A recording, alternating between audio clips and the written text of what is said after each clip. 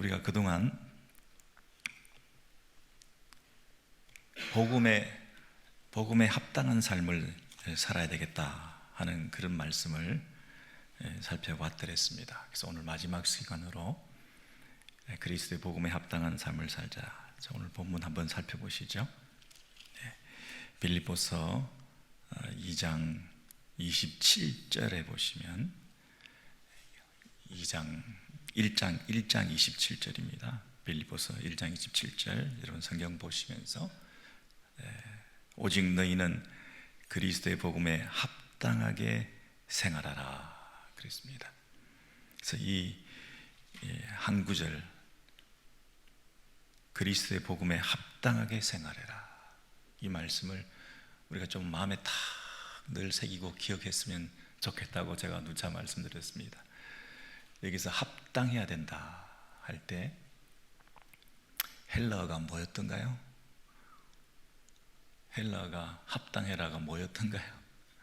악시오스라 그랬습니다. 악시오스, 이를 악물고 악착같이 신자가 기억해야 될 것은 뭐냐면 합당해야 된다.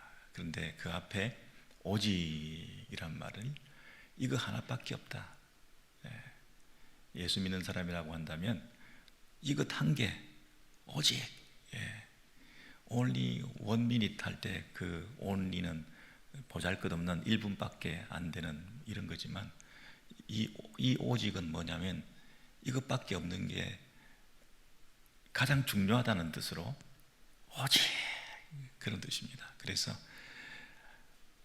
마음속에 한 가지 꼭 기억해야 될 것은 너희는 그리스도의 복음에 합당하게 생활해야 된다. 이 생활한다는 말도 폴리티오마이, 이 폴리스라는 도시에서부터 생긴 헬라어입니다. 그래서 도시의 그 시민권을 가진 사람으로서 그 시민에 합당한 삶을 살아야 된다. 그런데 빌립보라는 도시는 로마의 식민지로서 로마 시민의 그 아주 그 자부심이나 특권이나 이런 것을 중요하게 생각했던, 로마가 주는 평화, 그것으로 행복해했던 그런 도시 사람들이었는데, 너희들은 로마의 시민으로서의 삶이 아니라 천국 시민으로서 복음에 합당한 삶을 살아야 된다. 그것을 빌립보에 있는 교회가, 너는 천국의 백성으로 살아야 된다. 그리스도의 복음에 합당해야 된다. 합당하다는 말이 악시오스가 어떤 의원을 가진지 말씀드렸죠. 두 개의 접시 저울을, 구식 저울을 가지고 내가 푸주간에 가서 이만큼 고기를 달라 하면 그 1파운드나 2파운드에 해당되는 저울 추를 여기 올려놓고 이쪽 편에 고기를 올려놓고 부족하면 더 올리고 넘치면 깎고 해서 평형을 맞추는, 그게 합당하다는 거였잖아요. 그래서 우리가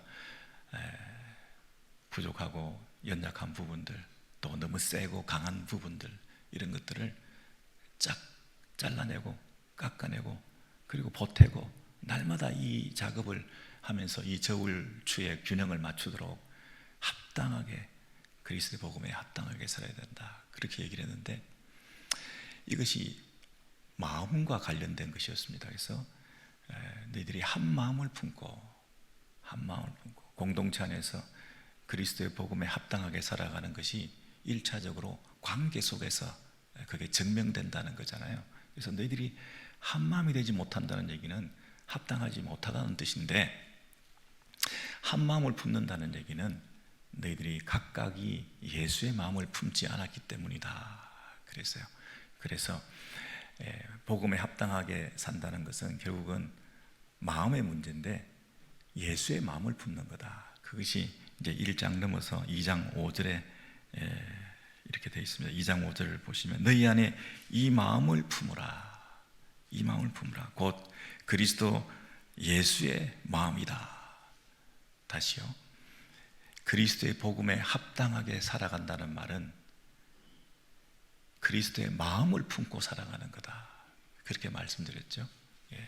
그래서 그리스도의 마음을 품고 살아야 되는데 그 그리스도의 마음이라고 하는 것이 자기를 비우고 자기를 낮추고, 그래서 종의 형체를 가지고 사람의 모양으로 와서 죽기까지 복종하는, 낮아지고 자기를 비우는 이런 그 마음을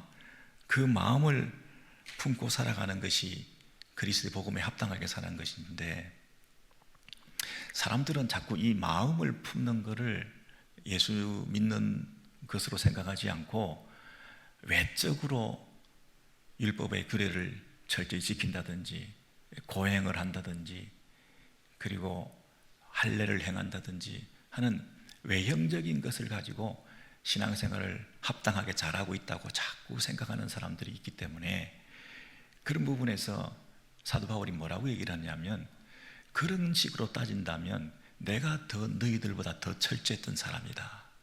내가 외형적인 것을 추구하는 종교 생활을 했던 사람으로서는 내가 세계에서 1등이다. 나만큼 그런 부분에서 학벌이나 내 열심이나 내 배경이나 자랑거리가 그렇게 따지면 너희들보다 훨씬 내가 더 자랑할 것이 많다. 그러면서 본의 아니게 자랑하는 거예요. 그게 3장에 나와 있는 말씀이죠. 3장 4절 이하에 보시면 사도 바울이 자기를 뻐기고 자랑하기 위해서, 자기를 내세우기 위해서 하는 말이 아니라 본의 아니게 하도 그런 부분에서 너희들이 깨닫지 못하니까 마음의 문제인데 왜 자꾸 육체의 문제, 자기 몸을 자랑하고 자기 외형적인 조건을 자랑하고, 내가 할례를 행했다, 할례를 행하지 않은 놈들은 예수를 믿는 사람으로서 인정할 수 없다, 하나님의 백성이 아니다, 자꾸 이런 식으로 얘기를 하니까, 그렇게 따진다면 3장 4절에 보시면, 그러나 나도 육체를 신뢰할 만하며 만일 누구든지 다른 이가 육체를 신뢰할 만한 것이 있는 줄로 생각하면 나는 더욱 그러하다. 내가 너희들보다 빠질 것이 없지만, 그런 거죠. 그 신뢰할 만한 거를 쭉 열거하면서 8일 만에 할례 받고 이스라엘 족속이고 베냐민 집하고 히브리인 중에 히브리인이고 율법으로는 바리새인이요 열심으로는 교회를 박해하고 율법의 의로는 흠이 없는 자다. 여러분, 자기가 흠이 없을 정도라고 이렇게 자신 있게 얘기를 하고, 그 중에 교회를 핍박했다. 이 부분은 내 열심, 하나님에 대한 그 열정을 가지고 내가 얼마나 뛰어다니는 줄 아느냐, 이렇게 말을 하면서, 그러나 7절에 보시면 이 모든 것을 내가 배설물로 여긴다. 이제 내가 자랑하는 것은 오직 그리스도를 아는 것, 그리스도를 믿은 것. 8절 이하에 보시면 그리스도 예수를 아는 지식이 가장 고상하기 때문이다. 이 모든 것을 잃어버리고 다 배설물로 여긴다. 나는 그리스도 안에서 새로 발견된 사람들이다. 이렇게 얘기를 하면서 내가 in Christ, 그리스도 안에 있다는 그 사실에 대한, 그리스도를 알고 그리스도와 연합되었다는 사실 때문에 새로운 의를 득하게 되어서 내가 외형적으로 쌓아감으로써 쌓아 올린 축적된 의로 하나님 앞에 이르겠다고 하는 착각을 버리고, 나는 아무것도 아닌 존재에 불과하지만 은혜로 선물로 받은 그리스도 안에서 발견된 나의 이 의를 자랑하게 하게 되어서 그 나머지를 다 배설물로 여긴다. 그 얘기를 해주시면서 자기가 이전에 어떻게 살았던가에 대한 그 일깨움을 이 청중들에게, 독자들에게 얘기를 하고 있는 것입니다. 그래서 예수의 그 마음을 내가 어떻게 품게 되었는가, 내가 예수를 어떻게 알게 되었는가. 나는 심지어 예수 믿는 사람들, 교회를 핍박했던 사람들인데 나는 이제 정반대의 삶을 살아가게 되었고, 내가 지금까지 추구해왔던 방식의 삶이 아닌 새로운 삶의 방식으로, 은혜를 덧입어 살아가는 예수 믿는 사람들의 방식으로 바뀌게 된 것에 대해서 얘기를 해주지 않습니까? 그러면 제가 질문을 드리기를, 그러면 바울은 어떻게 해서 이 땅 것들을 다 배설물 여기고 예수 믿는 그것, 예수를 아는 지식의 고상함, 그것만 추구하기로 했던 그 터닝 포인트가 언제 있었습니까? 바울은 어떻게 예수를 알게 되었습니까? 우리는 다메섹 도상에서 교회를 박해하러, 여기도 열심으로는 교회를 박해하러 갔다 그랬는데, 이 박해하러 가는 그 장면을 늘 사도 바울은 생각하는데, 그 장면에서 극적인 반전이 일어났던 거죠. 그래서 예수님을 다메섹 도상에서 만나게 되었습니다. 엎드려서 누구십니까? 당신은 누구십니까? 그랬을 때 예수님께서 나는 네가 핍박하는 예수라, 이렇게 말씀하셨죠. 네가 핍박하는 예수다. 그랬을 때 사도 바울의 입장에서는 예수쟁이들을 핍박으로 다녔지 예수를 직접 핍박한 적은 없는데, 예수님께서 교회와 자신을 동일시하면서 네가 핍박한 예수다, 이렇게 말씀하셨을 때 누가 제일 먼저 떠올랐겠습니까?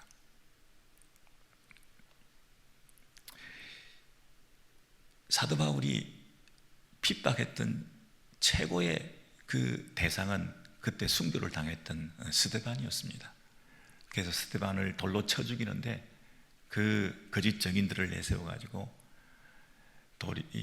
돌로 쳐 죽임을 당하는 상황에서 그 옷들을 이 바울에게 맡기고, 그래서 그 모든 추종하는 무리들의 그 악당이, 대장이 누구냐면 그때 사울 자신이었다고 하는 그 사건을 이 기억의 잔상으로 늘 남아있던, 어떤 면에서는 사도 바울의 평생의 어떤 마음속의 짐이라고 할까요? 스데반을 죽이는 그 현장 속에서 자기가 대장 노릇을 하지 않았습니까? 그런데 그 스데반의 모습이 어땠냐면, 저 사람이 예수 믿는 사람이구나, 예수 믿기 때문에 죽이고 있는 건데, 예수 믿는 사람의 그 모습이 자신이 살아왔던 삶의 방식과 너무나 다르기 때문에 그 스데반을 죽이기까지 했지만, 그 스데반의 모습과 말과 그의 자태라고 하는 것은 내가 추구했던 그 방식의 삶과 다른 방식으로 살았던 삶의 전형으로서 마음에 남아있는 거예요. 여러분, 사도행전을 가서 확인을 한번 해보겠습니다. 사도행전 9장에 가서 보시면, 사도행전 9장에 보시면 1절에 사울이 주의 제자들에 대하여 여전히 위협과 살기가 등등하여 대제사장에게 가서, 여러분, 사울이 살기가 등등했다, 이 표현 좀 보십시오. 살기가 등등했다. 그리고 열심으로 뛰어다니며 이 남녀를 막론하고 다 결박해서 예루살렘으로 다 잡아오려고 그렇게 가다가 땅에 엎드려져서 4절에 보시면 하늘에서 들리는 소리가 있어서 사울아 사울아 네가 어찌하여 나를 박해하느냐. 5절입니다. 대답하되 주여 누구시니까? 이르시되 나는 네가 박해하는 예수라. 여러분, 이런 이 사울이 바울되고 사울이 예수 믿게 되는 이 극적인 회심 사건이 있었는데, 이 회심 사건에서 네가 박해하는 예수라 할 때 그 박해의 대상이 예수가 아니었는데, 예수쟁이들이었는데, 그러면서 떠오르는 인물이 누구라고요? 스데반 아닙니까? 이 스데반을 죽이는 그 장면, 여러분 앞에 6장으로 한번 가보셔서 이제 마지막으로 확인해 보겠는데요. 이제 그 누가복음과 사도행전을 쓴 저자가 이 9장에서 바울이 회심하게 되는 이 사건 앞에 누구를 등장시키고 있느냐 하면 스데반을 등장시키고 있습니다. 6장 5절 이하에 쭉 보겠습니다. 6장 5절입니다. 온 무리가 이 말을 기뻐하여 믿음과 성령이 충만한 사람 스데반과 그랬습니다. 여러분 앞에 보시죠. 믿음과 성령이 충만한 사람 스데반. 스데반이 어떤 사람이라고요? 믿음과 성령이 충만하다. 이런 믿음 동그라미, 성령 동그라미, 이렇게 쌍으로 겹으로 스데반을 칭찬하고 있는데, 그 스데반이 또 어디 나오냐면 8절에 보시면 스데반이 뭐와 뭐가 충만해요? 은혜와 권능이 충만하여. 또 여기도 은혜 동그라미, 권능 동그라미. 믿음과 성령, 은혜와 권능. 그리고 10절에 보면 스데반이 뭐가 충만해요? 지혜와 성령으로 충만하여 말을 했다. 그래서 지혜와 믿음과 은혜와 권능과 성령이 충만한 사람이다. 여러분, 이런 칭찬을 이렇게 연거푸 한 사람에게 집중하고 있다고 하는 것이 얼마나 놀라운 일인지요. 그래서 이 스데반이 가지고 있는 그 지혜와 능력으로 행하고 말하고 하는 것으로 얼마나 엄청난 영향을 주변 사람들이 받았는지에 대해서 사람들이 능히 그를 당하지 못했다, 그렇게 말합니다. 그런데 그들이 당하지 못했다, 10절입니다. 그들이 당하지 못했다 할 때 그들이 누구냐? 이 스데반을 직접 대면하고 서로 말하고 논쟁하고 겪었던, 스데반을 경험했던 그들이 도대체 누구냐 하면 9절입니다. 9절에 이른바 자유민들, 즉 구레네인, 알렉산드리아인, 길리기아와 아시아에서 온 사람들의 회당에서 어떤 자들이 일어나 스데반과 더불어 논쟁할세, 그랬습니다. 여러분, 그 유대인 회당의 이름이 자유인의 회당이라고 하는 이름을 가진 그 회당에서 스데반과 논쟁이 붙었는데, 그 사람들은 어디에서부터 온 사람들이냐면 구레네, 알렉산드리아, 길리기아, 아시아에서 온 사람들의 회당이다. 그쪽 출신의 유대인들이 모여서 이 스데반과 논쟁을 하게 되었는데, 거기에 길리기아라는 말이 있습니다. 여러분, 길리기아라는 그 지역에 다소라는 수도가 있었는데, 사도 바울이 어디 출신입니까? 다소 출신입니다. 그래서 이 지역에서 온 사람, 사울을 포함해서 많은 이 대적자들이 이미 이곳에서, 회당에서 스데반과 논쟁하고, 그 스데반의 지혜, 스데반의 능력의 충만함, 스데반의 이 믿음의 충만함, 이 스데반이 가지고 있는 이 예수쟁이로서의 그 품성과 자태를 이미 경험하고 논쟁하면서 감히 당할 수 없는 스데반이 가지고 있는 그 예수쟁이 특유의 아름다움과 기품과 성숙함과 이런 것들을 체험하면서, 이게 자기가 쌓아 올려왔던 지금까지의 삶의 방식과 종교 행위에 필적할 수 없는 또 다른 삶의 행태와 양상을 보면서 이 스데반이 가지고 있는 이 비밀이 뭔가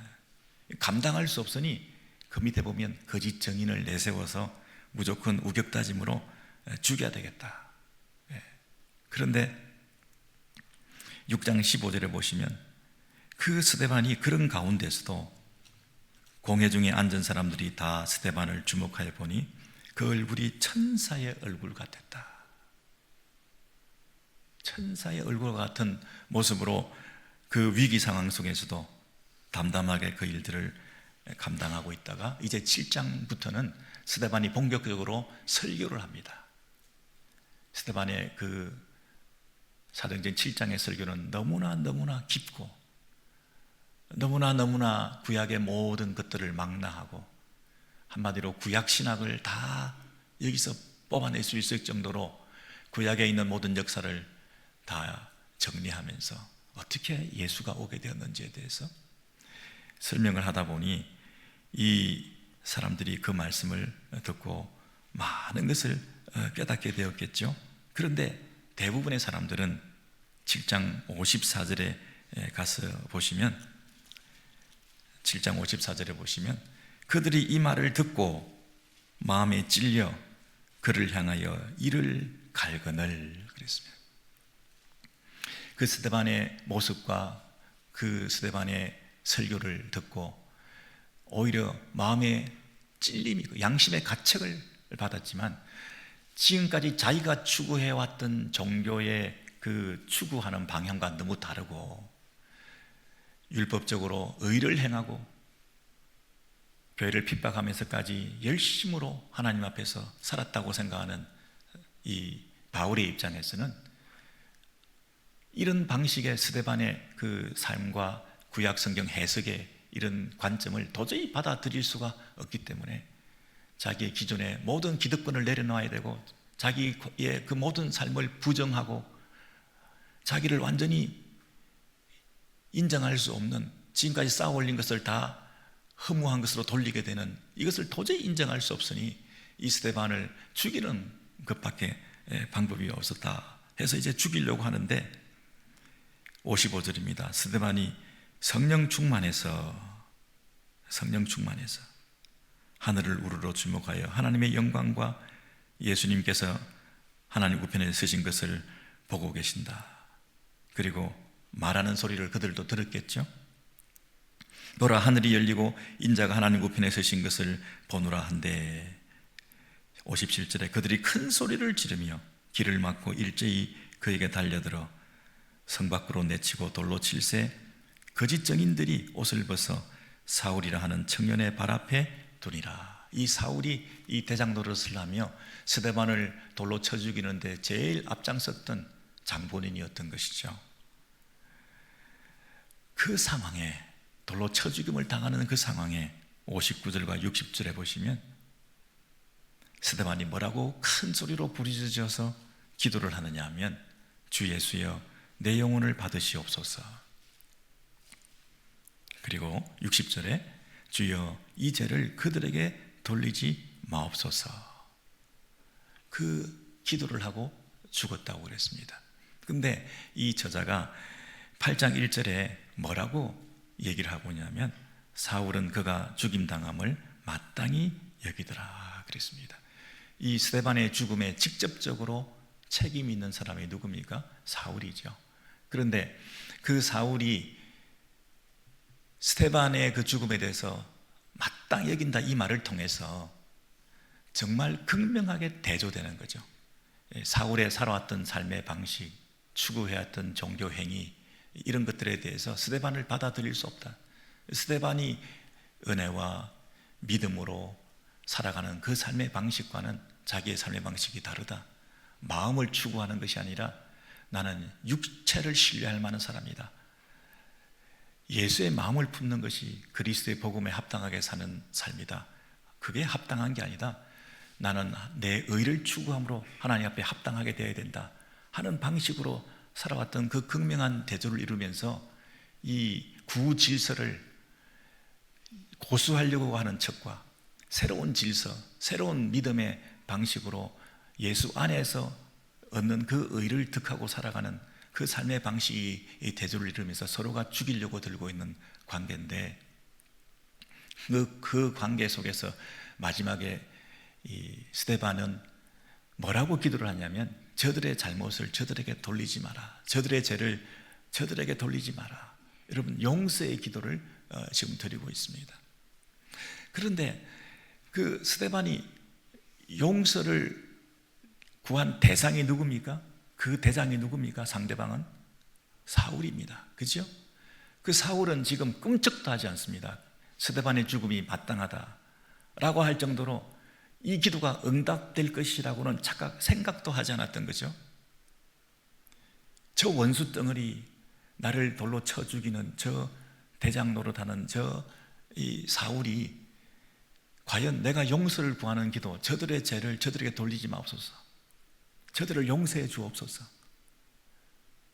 저 사울을 용서해 주옵소서.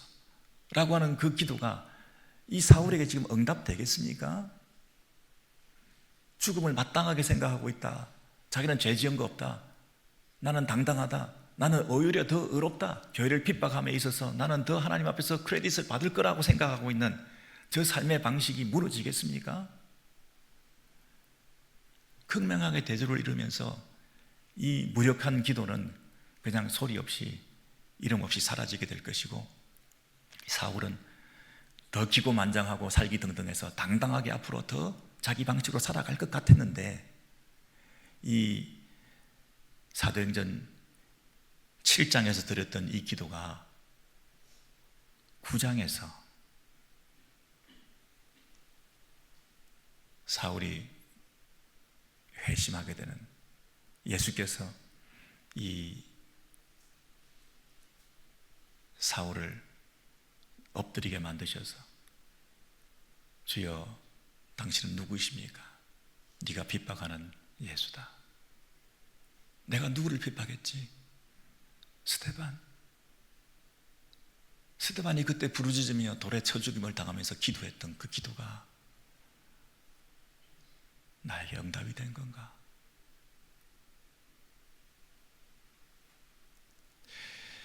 여러분, 누가복음 마지막입니다. 23장으로 가보시면 누가복음 23장에 가보시면 32절입니다. 누가복음 23장 32절에 또 다른 두 행악자도 사형을 받게 되어 예수와 함께 끌려가니라. 그래서 십자가에 예수님께서 못 박히고 두 강도도 하나는 우편에 하나는 좌편에 십자가에 못 박히게 되었는데, 34절에 보시면 예수님께서 이르시되 아버지여 저들을 사하여 주옵소서 자기들이 하는 것을 알지 못함이니이다. 저들을 사하여 주옵소서. 그랬는데 35절 보시면 여전히 관리들은 비웃고, 36절에 보시면 군인들도 계속 희롱하고, 그런데 그 중에 한 사람은 39절 40절에 보시면 행악자 중 하나는 40절에 한 강도를 꾸짖어서 네가 동일한 정죄를 받고서도 하나님을 두려워하지 아니하느냐. 우리는 당할 일을 당하는 것이지만 저분은 행한 것 중에 옳지 않은 것이 없느니라. 이르되 예수여 당신의 나라에 임하실 때 나를 기억하소서. 43절에 네가 나와 함께 낙원에 있으리라. 여러분, 저를 보십시오. 지금 누가복음과 사도행전은 같은 저자가 쓴 글이라고 제가 말씀드렸죠. 그래서 아까 사도행전에 보니까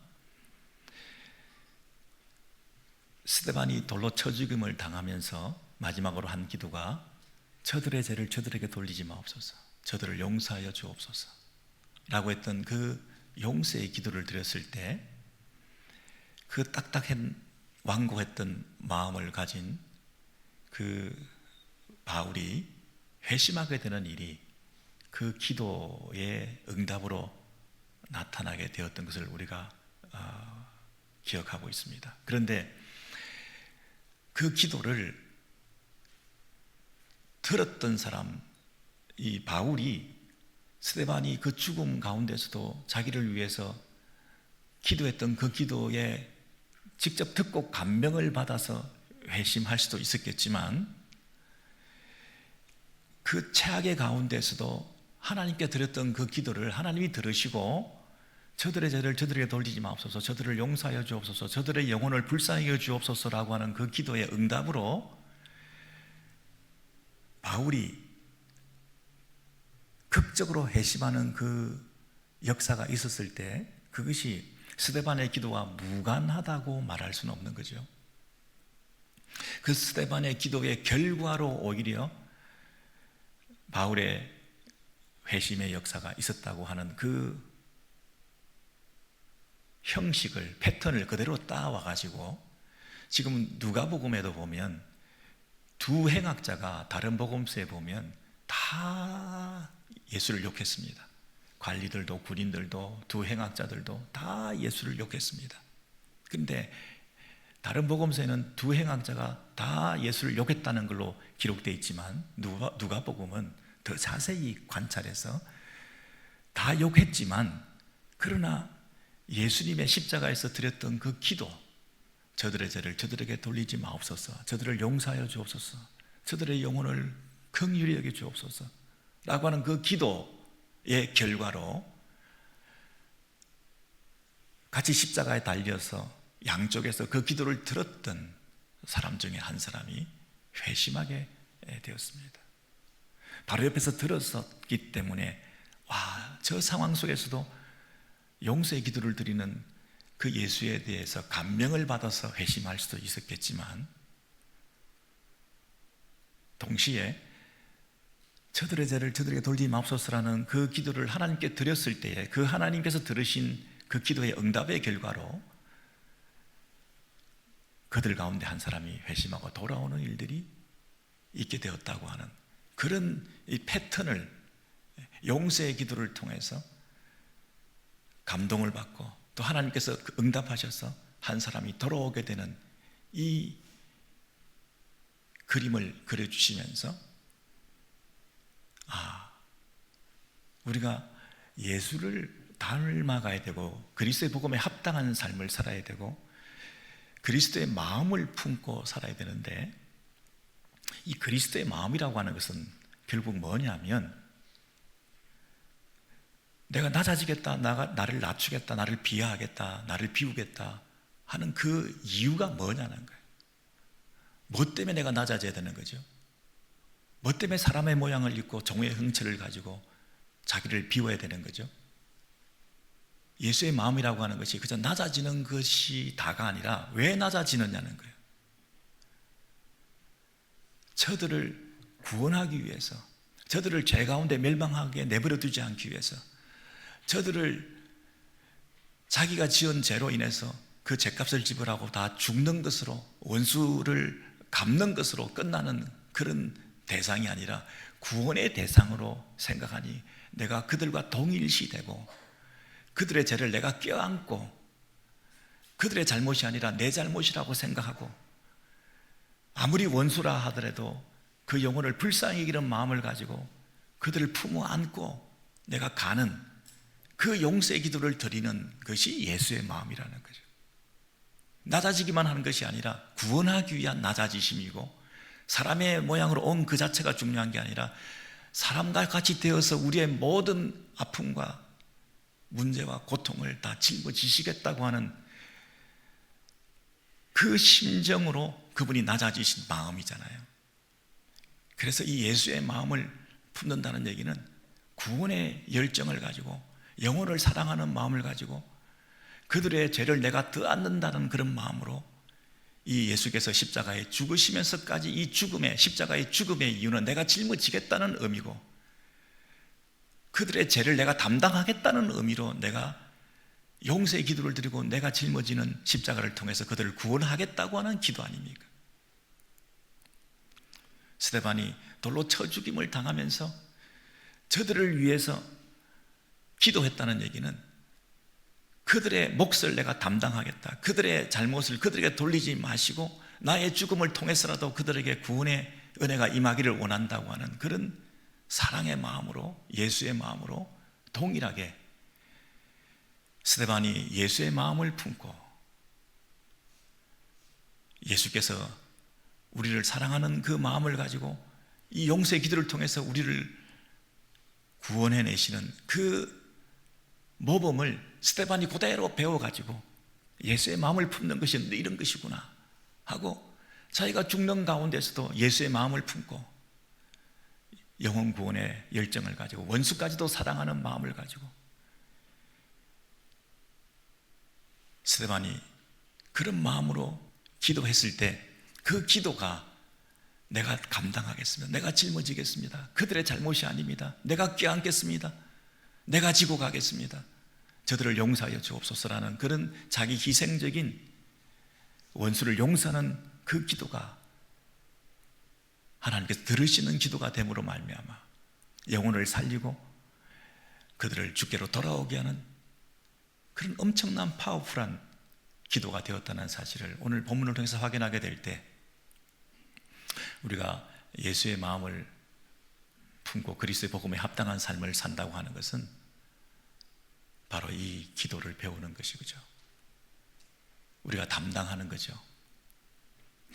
우리가 자기 희생적인 헌신을 통해서 그 영혼들을 살리겠다고 하는 그런 자세로 살아가는 것, 이것이 그리스도의 복음에 합당한 삶을 사는 거 아니겠습니까?